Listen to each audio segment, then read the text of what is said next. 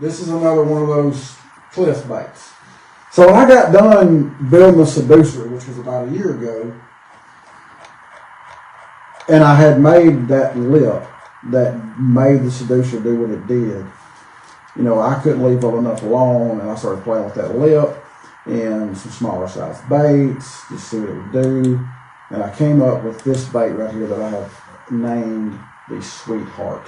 Now, the Sweetheart is a small bait. The small baits in the balsa world are extremely popular just because so many people that love balsa like I do grew up fishing rivers like I did, and we oftentimes face real difficult fishing conditions, and we throw a lot of small baits. If you live on the Ohio River or the Pascagoula River, which is from Midwest to the Southeast, small baits are part of your tackle arsenal. They have to be. And the Sweetheart is a really neat small bait. If you see, the Sweetheart doesn't have a tremendous amount of body width. It's not a flat bait, but it's just got a good gradual taper. It's probably about 5/8 to 3/4 of an inch wide. But it has the same principle of the Seducer as far as the lip being curved in. Now, I made the Sweetheart with more of a coffin bill face instead of a curved face because of the smallness of it. I wanted it to, you know, a bigger bait actually helps, a bigger body actually helps a lure recover faster. It's, believe it or not, a lot of people ask me, you know, about building baits. I get questions all the time about it.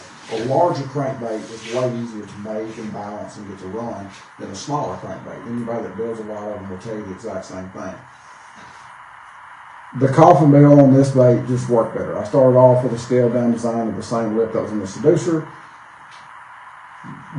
Didn't hate it, but thought it could be better, so I tried 5 or 6 different things. This little semi-coffin with the curved in sides is what the Sweetheart just really liked a lot.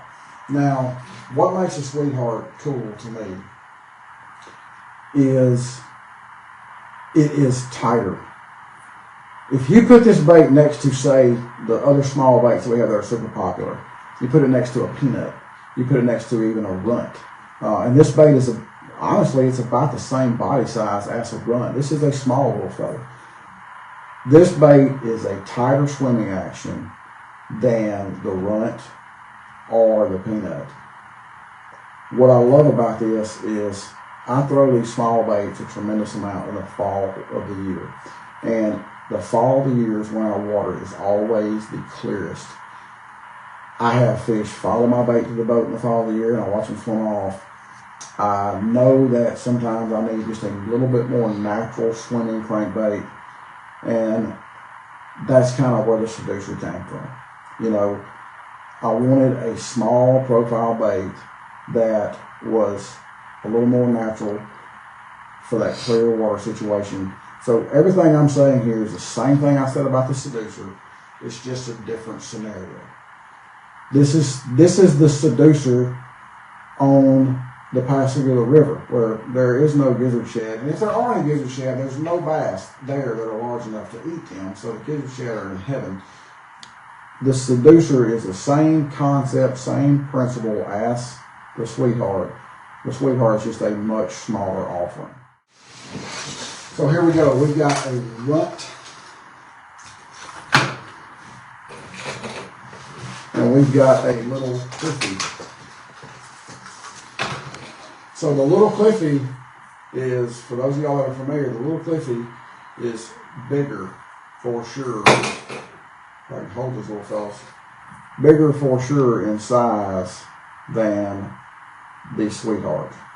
And the runt is actually extremely close. The runt is about 1/8 of an inch shorter than the Sweetheart.